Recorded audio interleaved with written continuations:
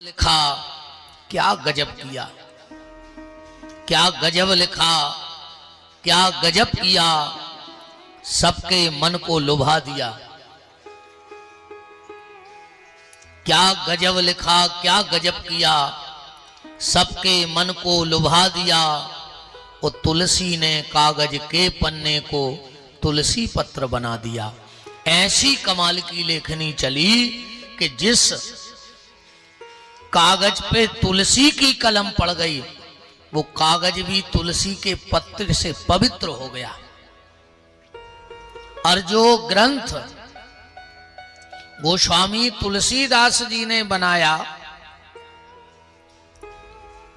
तो विद्वानों ने कहा कि जिस मानस को इस मानस से, रामचरितमानस से, जिस मानस को इस मानस से प्यार नहीं, उस मानस को इस मानस में रहने का अधिकार नहीं। जिसको राम कथा से प्रेम ना हो, उसको दुनिया में रहने का अधिकार ही नहीं है। क्योंकि रामचरितमानस सनातन धर्म का वो मूल बीज है। राम कथा क्या है? बीज। राम कथा क्या है? एक रिसर्च सेंटर। राम कथा क्या है? एक लैब। और लैब में कुछ ना कुछ खोज होती रहती है। ऐसे ही राम कथा रूपी लैब में या रिसर्च सेंटर में, दुनिया के रिसर्च सेंटर में वैज्ञानिक खोज करते हैं, पर रामचरितमानस में विद्वान खोज करते हैं।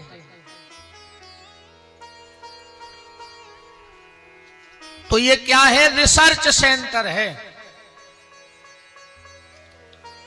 गोस्वामी तुलसीदास जी, देखो एक बात कहें, मैंने कहा ना मूल राम कथा है। एक बार जब स्वामी विवेकानंद जी विदेश गए, तो वहां के लोगों ने सोचा कि स्वामी विवेकानंद जी को चिढ़ाया जाए, तो उनको वहां एक लाइब्रेरी में ले गए विदेश में। तो लोगों ने क्या किया कि उनके जितने ग्रंथ थे सब वो रख दिए ऊपर, और राम कथा रख दी सबसे नीचे।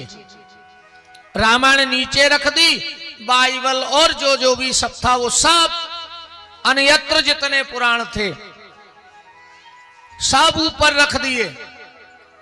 और गोस्वामी स्वामी विवेकानंद जी को घुमाने ले गए कि जब वो देखेंगे कि रामायण सबसे नीचे है, तो उनको थोड़ा हल्कापन लगेगा कि हमारी राम कथा नीचे दबा दी।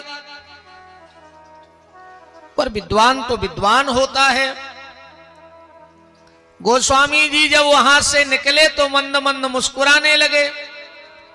एक अंग्रेज ने कहा, देखा हमारे पुराण ऊपर हैं और तुम्हारी रामायण नीचे है। गोस्वामी जी बोले कि स्वामी विवेकानंद जी बोले कि मेरी रामायण नीचे है और सब ऊपर ग्रंथ उस पे जमे हैं, तो तुम्हारे ग्रंथ सब सुरक्षित हैं, क्योंकि जिसकी जड़ राम कथा हो ऊपर वाला सुरक्षित ही रहता है। और गोस्वामी जी ने कहा कि सनातन धर्म जड़ है, बाकी सब शाखाएं और पत्ते हैं, डाले हैं, पेड़ हैं। इसीलिए तुम जानबूझकर, तुम तो मजाक उड़ा रहे थे हमारा, पर असलियत तो असलियत होती है, इसलिए तुमने रामायण को नीचे रखा। तो रामायण मूल है। और दुनिया का कोई प्रवचनकार क्यों ना हो, वो गीता पे बोलता हो, वो आध्यात्म पे बोलता हो, वो भागवत पे बोलते हो, वो शिव महापुराण पे बोलते हो, वो वेदांत पे बोलते हो, पर दुनिया का ऐसा कोई वक्ता नहीं है जो अपने 3 घंटे के प्रवचन में एक बार गोस्वामी तुलसीदास जी की रामायण की चौपाई ना बोल दे। क्योंकि बिना रामायण की चौपाई के ना वेदांत बोला जा सकता है, न सिद्धांत बोला जा सकता है, और न कोई प्रवचन हो सकता है। तो ये दुनिया के जितने वक्ता हैं, दुनिया के जितने भी वक्ता हैं, ये राम कथा की चौपाई क्यों बोलते हैं? इसलिए बोलते हैं रामायण की चौपाई। देखो, भगवान के मंदिर में भोग लगाने जाओ, आप 56 भोग ले जाओ भगवान के मंदिर, पर अगर उसमें तुलसी का पत्ता ना रखा हो तो क्या भगवान तुम्हारे प्रसाद को स्वीकार करेंगे? नहीं करेंगे, क्योंकि बिना तुलसी दल के भगवान प्रसाद स्वीकार नहीं करते। और आप बिल्कुल रूखी रोटी ले जाओ और अगर उस पे तुलसी का पत्ता रख दो तो भगवान उसे स्वीकार कर लेंगे। तो मेरा स्वयं का मानना यह है कि वक्ता इसलिए अपनी जेहबा पे तुलसीदास की चौपाई का तुलसी पत्र रखते हैं कि हम लोगों की वाणी में इतनी ताकत नहीं है कि भगवान स्वीकार कर लें, पर इस वाणी पे जब तुलसी की चौपाई का तुलसी पत्ता रख देते हैं तो भगवान उसे स्वीकार कर लेता है, हमारी जैसी सूखी रूखी वाणी को। राम के चरित्र के सरोवर समीप बस, कौन असमस जो धुलाए पे धुली नहीं, हुलसी के लाल की कृपा से कौन गांव जहां, राम नाम मिसरी घुलायते घुली नहीं, तुलसी की बाणी को तोली तोली हारे पे, काऊ तुलाधारी पे आज लो तुली नहीं, और मानस की महिमा कभी कैसे बखान करें कि मानस की ग्रंथि जा आज लो खुली नहीं। आज तक कोई रामायण की गांठ नहीं खोल पाया। वेद मत शोध शोध शोध के पुराण सब, संत और असंतन को भेद को बताऊं तो, कपटी क्रूही कुचाली भारी भवसागर से उतार तो पार कौन, जो पे यह तुलसी रामायण न गाऊं तो। क्या होता अगर रामायण न गाई गई होती तो? देखो, सप्तमी के दिन ही गंगा का अवतार हुआ, इसलिए हम गंगा सप्तमी मनाते हैं कि नहीं मनाते? और सप्तमी के दिन ही तुलसीदास जी का जन्म हुआ। क्यों? एक भक्त हुए भागीरथ जो सतयुग में गंगा लाए, और एक भक्त हुए गोस्वामी तुलसीदास जी जो कलयुग में गंगा लाए। पर भागीरथ की गंगा में और तुलसी की गंगा में बड़ा अंतर है। भागीरथ की गंगा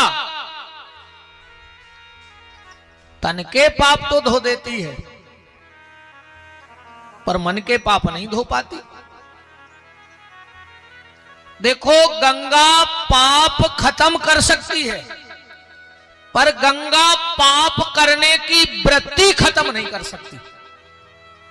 और अगर गंगा में पाप करने की वृत्ति खत्म कर दी होती तो गंगा जी से लौट के फिर तो सब धर्मात्मा बन गए होते, सब पुण्यात्मा हो गए होते। पर ऐसो भी है कि आदमी गंगा जी में करत है स्नान और उतई से भरी बोतल, सो जितने छोड़े थे उतने बोतल में भर के जाके तंग घरे ले आओ। अपने अपने हिस्सा के सब वापस आ गए कि नहीं आ गए? एक बार गंगा जी से पूछा कि तुम्हारे पास तो पाप का ढेर लग गया होगा। अभी लगभग 50-60 करोड़ लोगों ने स्नान करे, वहां तो तुम्हारे पास ढेर लग गया होगा। क्या करती हो उन पापों का? गंगा बोली हम अपने पास रखते ही नहीं हैं। कहां कर देती हो? बोले हम सब बहा के सागर में पटक देते, अपने सागर में नहीं। अच्छा एक बात और देखियो सतीश भैया, ये दुनिया क्या है? संसार सागर है। आज तक कोई ने जाना ही कही कि संसार बंबई है, संसार दिल्ली है, संसार अमेरिका है, संसार इंग्लैंड है। कई आज तक कोई ने कहा कहते संसार सागर है। अपने सागर का नाम पूरा वर्ल्ड लेता है, पूरा वर्ल्ड अपने सागर का नाम लेता है। क्यों भाई? वो कोई भी भाषा में कहते हुए पर जा तो कहते ही हुए कि संसार सागर है। तो संसार को सागर क्यों कहा गया? संसार को बंबई भी कह देते, संसार को दिल्ली कह देते, संयुक्त राष्ट्र अमेरिका कह देते कि संसार तो अमेरिका है, वहां सब है।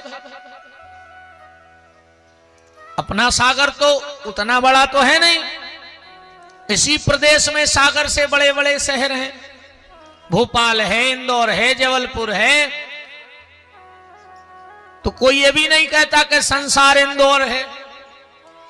संसार सागर है मतलब, और कहते इससे दूर रहो। संसार सागर है, इससे दूर रहो। देखो सागर है तो बहुत गहरा है कि नहीं है? अनंत जल है सागर के पास, पानी की कोई कमी नहीं समुद्र के पास। पर क्या समुद्र किसी की प्यास बुझा सकता है? नहीं बुझा सकता। सागर देखने से, दूर से देखने में अच्छा लगता है, पर वो किसी की प्यास नहीं बुझा सकता। इसी तरह ये जो संसार सागर है, ये देखने से तो दूर से अच्छा लगता है, पर ये तुम्हारे आत्मा की प्यास नहीं बुझा पाएगा। आत्मा की प्यास तो परमात्मा के भजन से ही होगी, भजन से होगी कि नहीं होगी? निवेदन यह व्यास गद्दी आज गोस्वामी तुलसीदास जी के लिए कर रही है कि एक भागीरथ हुए जो इस धरती पर गंगा लाए, और दूसरे भागीरथ गोस्वामी तुलसीदास जी हुए। सतयुग के भागीरथ जी जो गंगा लाए, उन्होंने तन के मैल को धोया, पर गोस्वामी तुलसीदास जी की राम नाम की गंगा ने मन के मैल को धोया। ये राम कथा क्या है? मन के मैल को धोने का ग्रंथ है। इससे तन में कोई बदलाव नहीं आएगा, पर मन में बदलाव जरूर आएगा। सत्संग से तन का परिवर्तन नहीं होता, सत्संग से मन का परिवर्तन होता है, मन में बदलाव आता है। तो रसहीन समाज की देख दशा, रसहीन समाज की देख दशा, करुणा करके प्रगटे तुलसी, बने राम गुलाम श्री राम को नाम, स्नेह समेत रटे तुलसी, और राम कथा भई गंग समान, सुभूप भागीरथ भये तुलसी। भागीरथ हैं कलिकाल के गोस्वामी तुलसीदास जी, जिन्होंने इतने बृहद विशाल ग्रंथ को बनाया और हमें जीने की कला सिखाई। मैंने कल कहा था कि राम एक मर्यादा है, राम एक संस्कार है, राम एक त्याग है, राम एक मंजिल है, राम मानवता के आदर्श हैं, राम मानवता की मूर्ति है। और ऐसे राम जी के चरित्रों को जन जन तक अपनी बुंदेली भाषा में, देखो अपनी बुंदेली भाषा ऐसी है, को कितना हूं जे में हम तो बोलता ही नहीं है ज्यादा खड़ा तोड़े की भाषा, कैसे जे को जोन स्वभाव जाए ने जी से, नीम ने मीठी होए खाओ गुड़ घी से। नीम में कितना गुड़ मिला ले और कितना मिला ले घी, परवा लगे है तो करई। तुम प्याज की गटिया में कितना महंगो सेंट रुई में लपेट के उसको फ्रिज में रख दे, अलमारी में रख ले, 1 महीना बाद भी निकालियो पर मां बसे है प्याज ही, सेंट ने बसे। अपनी जो भाषा है वो नहीं छूटती। कई आदमी तुर्की बोलन भी लगे अपने थे, बुंदेलखंडी छोड़ के स्टैंडरी की भाषा, पर वे एक शब्द तो छोड़ा ही दे बुंदेली को। एक बार एक बंबई का बहुत पढ़ा लिखा आदमी सागर आओ, तो एक जने मिल गए, बोले हेलो मिस्टर, क्या ये सागर है? अब वो बुंदेलखंडी आदमी कहने लगो हाउ। अब वो हाउ जानत ने, तो के हाउ माने हाँ होत, या तो अपन जानत के हाउ। बोले नहीं नहीं ये सागर है। कहने लगो हाउ। उन्हें सोची यार हम पूछ रहे शहर को ना, जो हाउ हाउ था, जो हाउ क्या है। कहने लगो नहीं नहीं मैं ये पूछ रहा हूं क्या यही सागर है? वो कहने लगो हाउ। अपन तो हाउ के हैं। उन्हें सोची क्रैक है, पागल मागल लगा थे जो। तो इतने में एक अच्छी बड़ी गाड़ी से एक आदमी ने करो टाई आई लगाए सागर को, हाथ में ब्रीफ केस लाए। उस बंबई के पढ़े लिखे ने कहा एक्सक्यूज मी मिस्टर। कहने लगे यस। बोले क्या ये सागर है? कहने लगो हाँ। उन्हें सोची जो पढ़ो लिखो है, स्टैंडर्ड वाला है। कहने लगे यही सागर है? बोले हाँ। वो कहने लगो लगता है शहर में आप ही पढ़े लिखे हो। कहने लगो हाउ।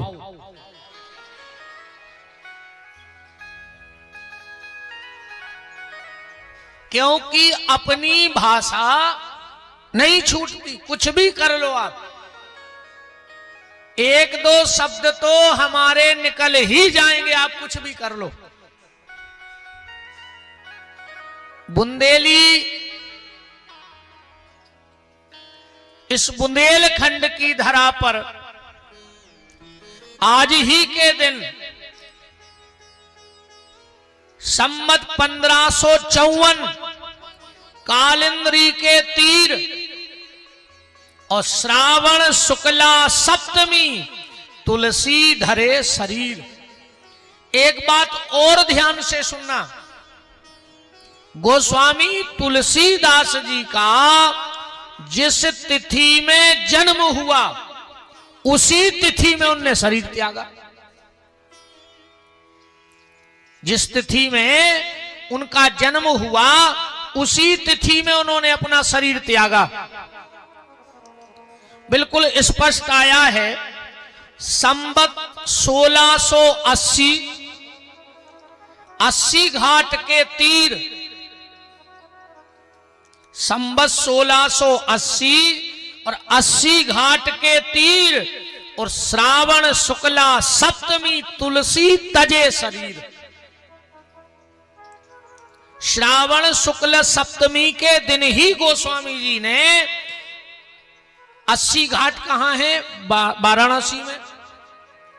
तो वाराणसी में गोस्वामी जी ने महापरायण किया, माने शरीर को त्यागा। उसी तिथि में आए और उसी तिथि में शरीर को त्याग दिया।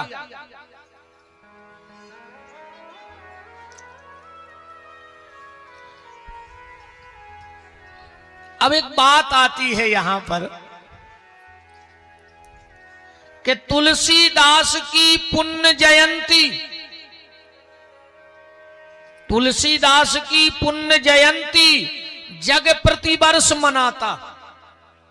तुलसीदास की पुण्य जयंती जग प्रतिवर्ष मनाता, पर तपस्विनी रत्नावली पर कौन श्रद्धा के प्रसून चढ़ाता। रत्नावली भी दिव्य, जब गोस्वामी जी का विवाह हुआ और पत्नी मायके चली गई,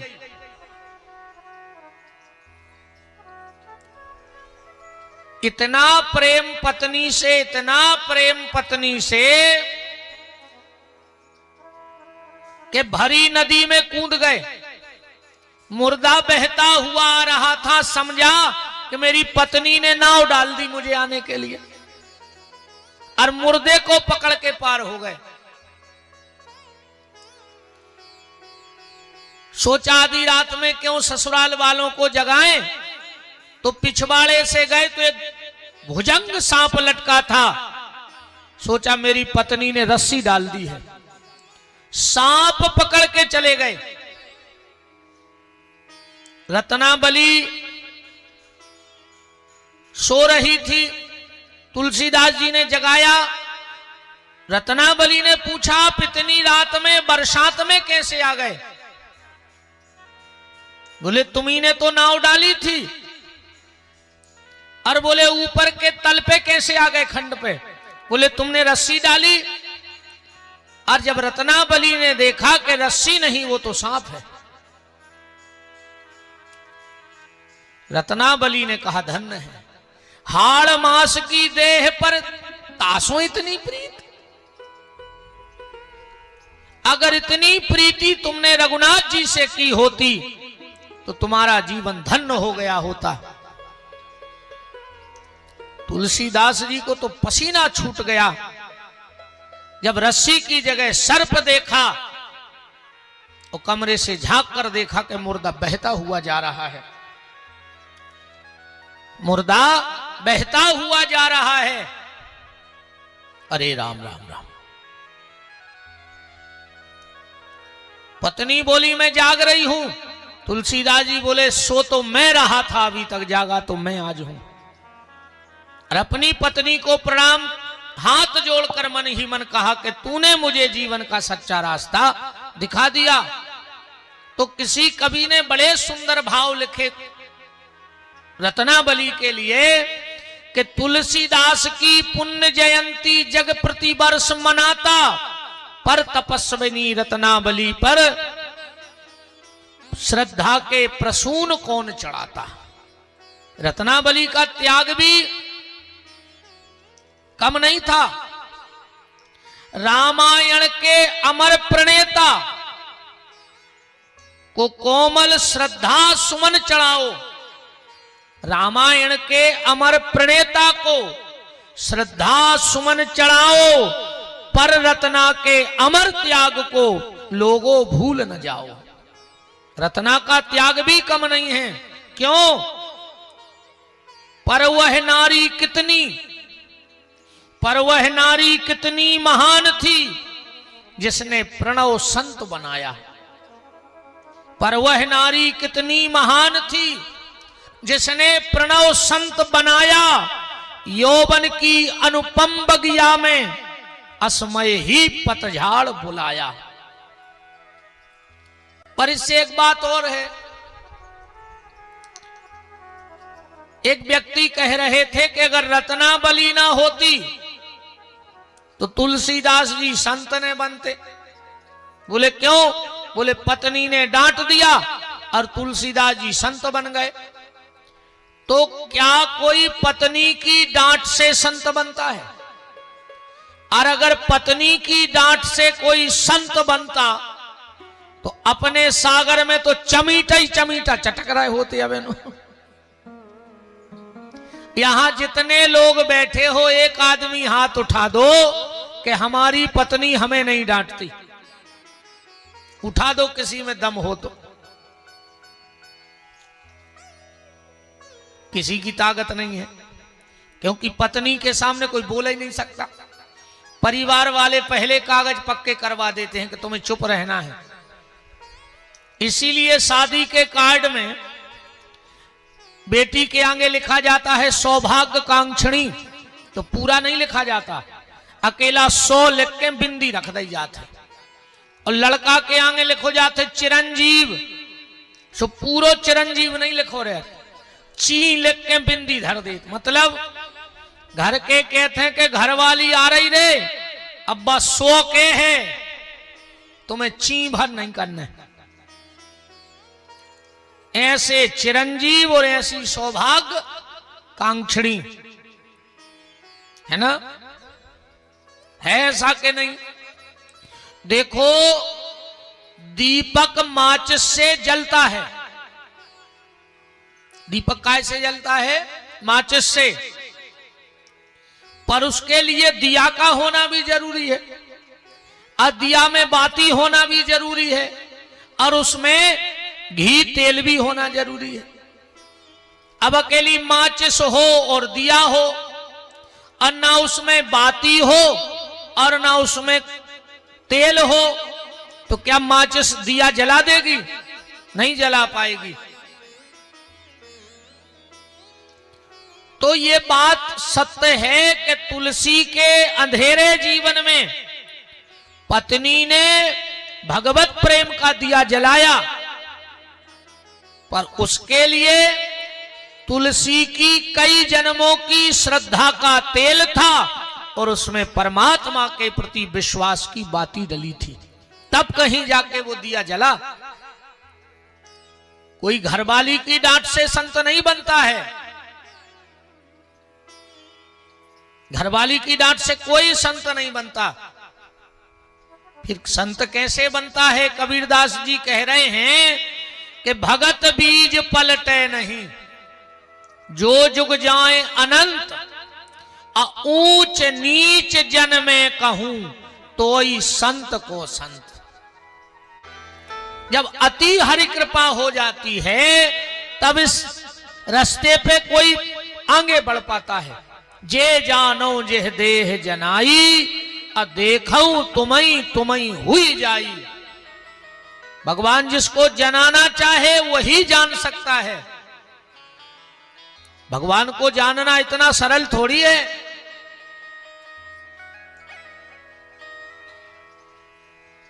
तो रत्नाबली का भी त्याग है, रत्नाबली की भी शिक्षा है। गोस्वामी जी को वैराग्य हो गया और वहां से निकल गए। जब निकले तो एक मंदिर में बैठ गए, वहां किसी राजा का भंडारा चल रहा था, ये पंक्ति में बैठे थे।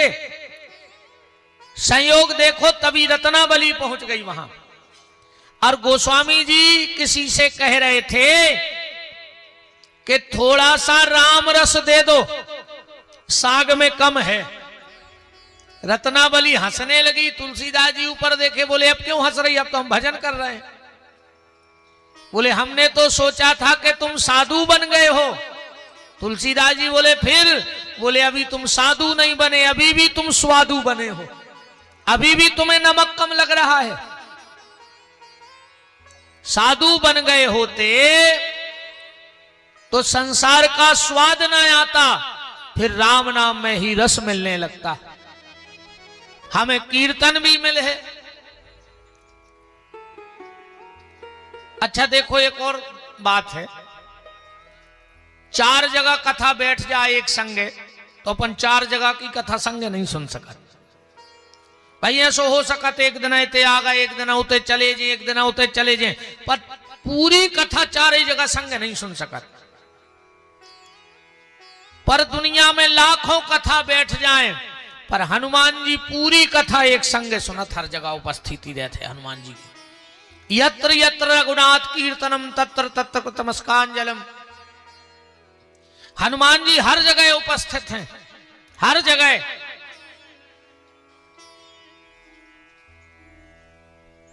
तो प्रेत ने कह दी कि जहां कथा हो तहीं हनुमान जी।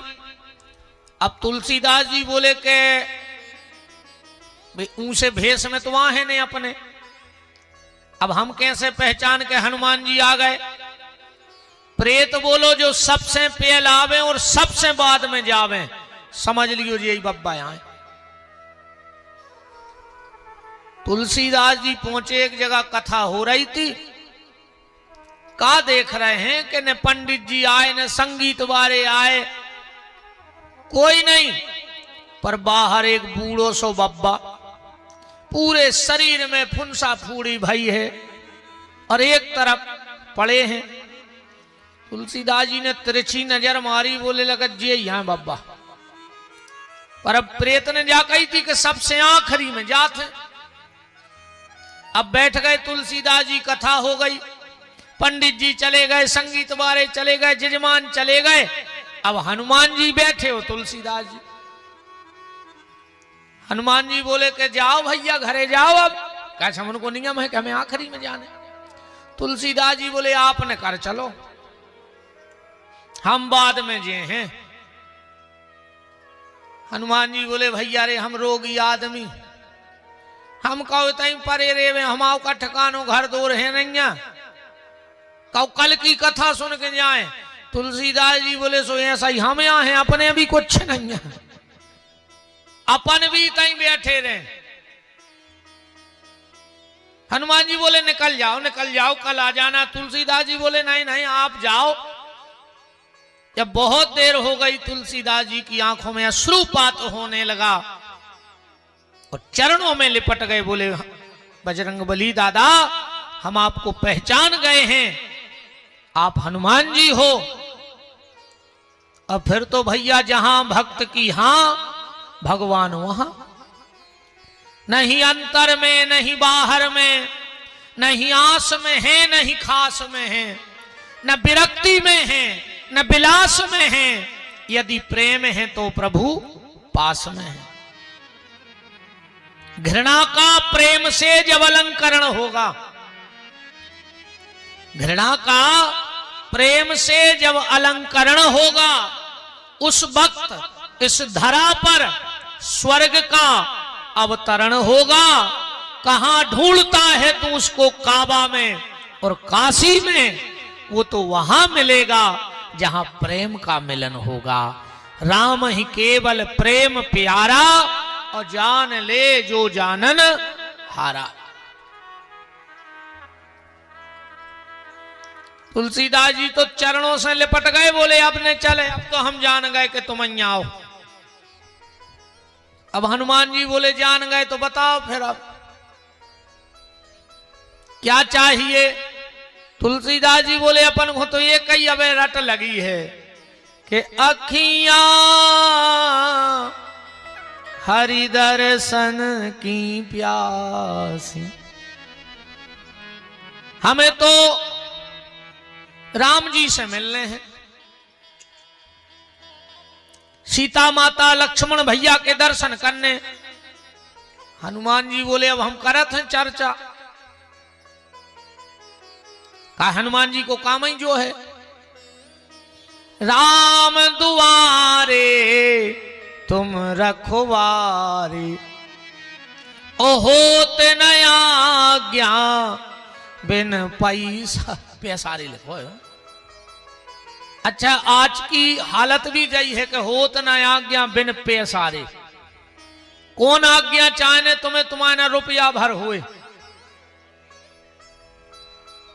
रुपया भर हुए तुम्हें का करवाने? आज के समय में जग में दाता दो जने, एक पैसा एक राम। अब ये तो दाता मोक्ष के, जे तुरत सुधारत काम। वे तो मोक्ष पे मिले हैं, जब मिले हैं दादा। अरे कहूं इतने रुपया हुए काय से? आज तो बड़ी गड़बड़ स्थिति है। हुआ स्वतंत्र स्वदेश देश की आई बर्बादी, इसे आजादी कहते हो? हुआ स्वतंत्र देश देश की आई बर्बादी, इसे आजादी कहते हो? छोटे बड़े न्याय के दफ्तर, हाकिम की कीमत को नहीं डर, साहब के सामने घूस ले दे और सकते हैं, इसे आजादी कहते हैं। हर जगह मिलावट, इतनी मिलावट हो गई, इतनी मिलावट हो गई, एक आदमी जिंदगी से परेशान होगा। मिलावट देखो, आज एक आदमी जिंदगी से परेशान होगा। उन्हें सोची अब तो हम जहर खा कर मार जे हैं, दुकान पे गाओ, जहर ले आओ, अच्छा दूध में घोर के पी गाओ। उन्हें सोची अब तो रात में मरा ही जे, सवेरे 5 बजे की नींद खुल गई। कहने लगो यार हम नहीं मरे, माने भगवान भी चाह रहा हो कि हमने मरे। अब हम जिंदगी से लड़ हैं, संघर्ष कर हैं, पर जब भगवान ने हमें जिंदगी दी है तो आज तो हम दुकान से आधा किलो मिठाई ले आके खाएं। वो दुकान पे गाओ, मिठाई ले आके खाई, सो मार गाओ, वो मिठाई में जहर में लो। तो ये हालत आज की है। नहीं है? होत न आज्ञा बिन पैसारे, बिना पैसा के कहीं कोई आज्ञा नहीं है। तो जा तो एक अपनी आनंद की बात है, वास्तविकता जा है। आओ वकील साहब, हनुमान जी का और राम जी का एक एग्रीमेंट है। राम जी का और हनुमान जी का एक एग्रीमेंट है। कौन सा? जब ऋषि मुख पर्वत पर हनुमान जी मिले राम जी को, तो हनुमान जी ने कही प्रभु एक काम करो। बोले का? प्रभनऊ पवन कुमार, खलवन पावक ज्ञान घन जासु हृदय आगार। आप तीनों हमारे हृदय में बैठ जाओ। लक्ष्मण जी बोले का करने? राम जी बोले तुम बताओ। लक्ष्मण जी बोले बैठ जा। बोले काय? बोले आज 2-2 कौड़ी के आदमी जे विपिन बिहारी जैसे, जिनकी 1 पैसा की औकात नहीं है, 1 पैसा की कीमत नहीं है, 1 कौड़ी के भी नहीं है, और वे कार में घूम रहे, और जगत को मालक नंगे पांव घूम रहा। लक्ष्मण जी, राम जी बोले मतलब? लक्ष्मण जी बोले अब जो विपत्ति परी सो परी, पर अपन भी मारुति ले आई ले। हनुमान जी को आए, मारुति आए कि नहीं? भगवान ने भी मारुति ले ली, भले जंगल में है। तो कहा चलो लक्ष्मण हनुमान के हृदय में बैठ जाएं। राम जी बोले कि जे धनुष बाण नीचे रख दो। बोले काहे? बोले धनुष नुकीलो होत है, और अपन धनुष बाण लेके हनुमान के हृदय में बैठ तो कुछ चुभे ने वो। सो राम लक्ष्मण ने धनुष बाण नीचे रखो। हनुमान जी बोले का कर रहे? राम जी बोले नीचे रख दे। अरे हनुमान जी बोले यही से तो तुम्हें बैठा रहे कि तुम हथियार लाए हो। बोले काहे? बोले हमारे भीतर बहुत चोर हैं, काम क्रोध मद लोभ सब नाथ नरक के पंथ। देखो सीधी बात तैसे जा समझो, ने तो तुम कछु छोड़वे की कोशिश करो, ठीक, ने तुम्हारे छूटे कछु छूटने आए, जा भी बिल्कुल गारंटी है। कई आदमी प्याज छोड़ दे, छोड़त के नहीं छोड़त। अच्छा पहले प्याज खाते सुबह और शाम, अब जहां दिन भर बैठे सो ये कई चर्चा कई का है, कई साहुन भर से प्याज ही नहीं खा रहे, पूरा साहुन होगा प्याज खा ही नहीं रहा। तो पहले तो अकेले मुंह में एक बेर प्याज जाती, अब दिन भर राम राम जित तो रटते सो तो प्याज प्याज प्याज प्याज, दिन भर प्याज, ऐसे अच्छी तो खा ही लेते सवेरे। अच्छा कई आदमी प्याज नहीं खात, मनो ब्याज में गांव के गांव खा गए, परिवार के परिवार मुड़ा गए। प्याज खात नहीं है, ब्याज में आधे परिवार खा लाए उनने। ऐसे अच्छे दद्दा हरो प्याज खान लगो, कम से कम तुम्हारे मारे आदमी तो बचे, बचे के नहीं बचे। वृंदावन बिहारी लाल की। हमारे भैया श्री राम नरेश पाठक जी और राधे राधे मंडल से भैया श्री मन्नू भैया यादव जी उपस्थित हैं, बहुत बहुत मान है विराजो। तो बात चल रही है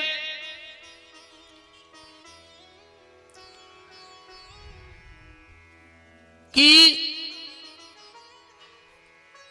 हमारे हृदय में जो काम, क्रोध, लोभ, मोह, मत्सर, दंभ है, ना तो ये हमने बनाया है और ना हमसे मिटने वाला है। क्योंकि जो हमने बनाया है वही हम मिटा सकते हैं। जो हमने बनाया नहीं वो आप कहां से मिटाओगे? आप काम को मिटा सकते हो, आप क्रोध को मिटा सकते हो। ऐसी कोई मेडिकल पे दवाई मिलती है कि उससे गुस्सा खत्म हो जाए शरीर की? जो रोग हमने बनाए हैं उसकी दवाई है दुनिया में।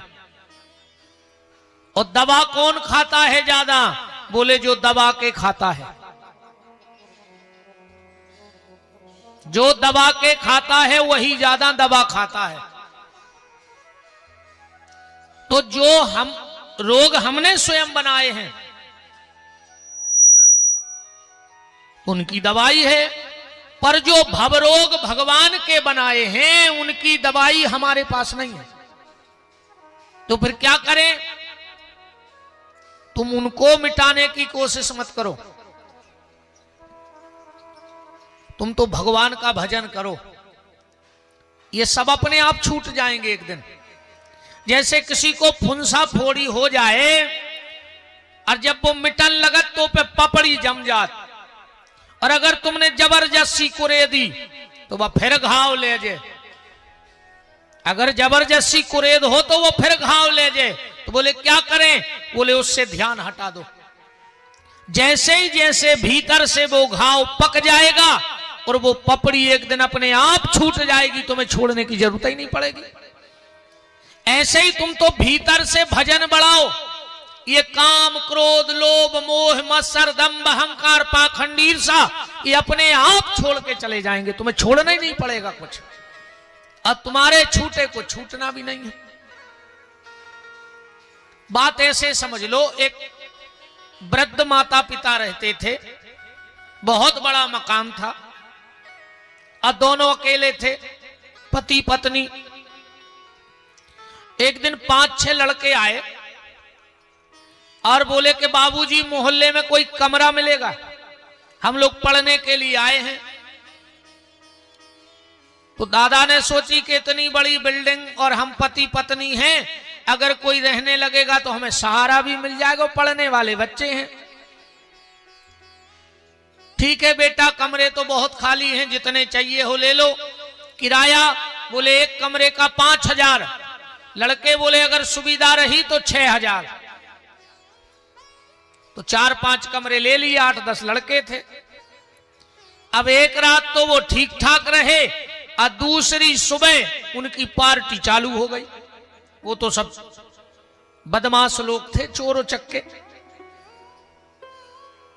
दादा ने कहा बेटा घर में शराब वराब नहीं पियोगे? बोले सुनो दादा, अकेले हो, रात में घुटकी दबा दे मार जाओ। पता तकने लग और ने 1 रुपया किराया दे तई रहे हैं। अब तुम खाली करवा के बताओ। अब बेचारा बूढ़ा आदमी क्या करता? महीना 2 महीना जैसे तैसे कट गए। एक दिन अब बड़े परेशान दोनों पति पत्नी, ना तो उनको भगा पा रहे हैं। एक दिन दादा ले रहे थे सब्जी घर के थोड़े से दूर, एक लाल बत्ती की गाड़ी रुकी, उसमें से एक साहब निकले और हाथ ठेला वाले से बोले कि क्यों भैया, यहां अगल बगल 1-2 रूम मिलेंगे किराए से? ठेला वाले ने कही साहब आप कौन? बोले मैं यहां का नया एसीपी हूं और परसों हमें जो मकान मिला है वो परसों मिलेगा और हमारी फैमिली शाम को आ रही है। हम कहां रहें? तो हमें मात्र 2 दिन रुकना है। तो ऐसा कोई मकान अगर हो तो आप बता दो। दादा बोले साहब अपनो मकान डरो है, 2 दिन की तो बात ही है, तो आप रुक जाओ। तो साहब बोले कि किराए रे, बोले साहब 2 दिन को का कराओ, आप तो आके रुक जाओ। ठीक है दादाजी। मकान बोले 4थे नंबर का। 1 घंटे बाद हमारी फैमिली आ रही है, हमारी मैडम है, 2 बच्चे हैं, 1 बहन है हमारी, आप जाके थोड़ा कमरा साफ करवा दो। दादा आए, अब 8-10 बाल बच्चे लड़का रुके ही थे, वे तो उधम कर ही रहे थे। दादा बोले अपनी पत्नी से कि सुनो जल्दी से तना कमरा में झाड़ू पोंछा कर दियो। बोले काहे? बोले 2 दिन के लाने शहर के जो नए एसपी हैं वे आ रहे हैं, रुकबे। उन लड़कों को पसीना आ गया, वे जानते कि जो एसपी तैयार हो बहुत खतरनाक है, बहुत मार मारत। तो वे अपनो सामान पैक करने लगे लड़का। दादा बोले काहे बेटा? बोले नहीं नहीं हमें नहीं रहने, अब तुम आए थे, हमारे तो फरारी बारे आए। बात समझ रहे? दादा ने उन लड़कों को नहीं भगाया, बस अपने घर में एसपी को रोक दिया। तो वो लड़के अपने आप घर खाली करके चले गए। यही हमें और आपको करना है। ये काम क्रोध लोभ मोह मत्सर ये तुम्हारे भगे नहीं भगेंगे। तुम तो इस शरीर रूपी मकान में एसपी को ले आओ। एसपी कौन है? एस माने सीता, पी माने पति। जिस दिन तुम्हारे भीतर सीतापति श्री राम जी बैठ जाएंगे उस दिन अपने आप ये काम क्रोध तुम्हें छोड़ करके चले जाएंगे। ज्यादा झंझट को काम ही नहीं। तो हनुमान जी ने भगवान से कहा, देखो टेंडर की बात चल रही कि राम और हनुमान जी के बीच में एक एग्रीमेंट हो गया था। कैसा एग्रीमेंट? जब हनुमान जी ने कहा कि आप हमारे हृदय में विराजो, आप हमारे हृदय में बैठो, तो राम जी बोले हम तुम्हारे भीतर के शत्रु मारेंगे तो फिर हमारे बाहर के शत्रु कौन देखेगा? हनुमान जी बोले ठेका कर लो। कैसा? बोले तुम हमारे भीतर के निपटा दे, हम तुम्हारे बाहर के निपटा दें। आपके जो बाहर के दुश्मन होंगे उन्हें हम मारेंगे। तो हनुमान चालीसा में एग्रीमेंट पे साइन हो गया। राम जी ने कहा हम तुम्हारे भीतर के शत्रु मारेंगे, हनुमान जी बोले हम आपके बाहर के निपटा दें। साधु संत के तुम रखवारे। हो गया एग्रीमेंट के नहीं हो गया? हनुमान जी ने ठेका ले लिया कि साधु संत के तुम रखवारे, असुर निकंदन राम द्वारे। तो बिना हनुमान जी के राम जी के दरबार में प्रवेश नहीं मिलता है, जैसे बिना राधा रानी के, बिना राधा रानी की कृपा के किसी को ब्रजवास नहीं मिल सकता है। भगवान अगर तुम्हें खुद लिख के दे दें कि तुम वृंदावन में रहो तो तुम वृंदावन में नहीं रह पाओगे, क्योंकि ब्रज की अधिष्ठात्री देवी भगवती श्री किशोरी जी हैं। अगर बांके बिहारी तक पहुंचना है तो राधा रानी की कृपा चाहिए, और राघव जी तक पहुंचना है तो श्री हनुमान जी की अनुमति चाहिए। बिना हनुमान जी की अनुमति के आप कभी राम के यहां नहीं जा सकते। तो गोस्वामी तुलसीदास जी ने हनुमान जी से कहा कि आप मुझे मिलवाओ। हनुमान जी गए, भगवान से प्रार्थना करी कि प्रभु दे दो दर्शन, बड़ा भगत आदमी है, भक्त आदमी है, दे दो दर्शन। बोले ठीक है, तो हम चित्रकूट में मिलेंगे। थोड़ा सा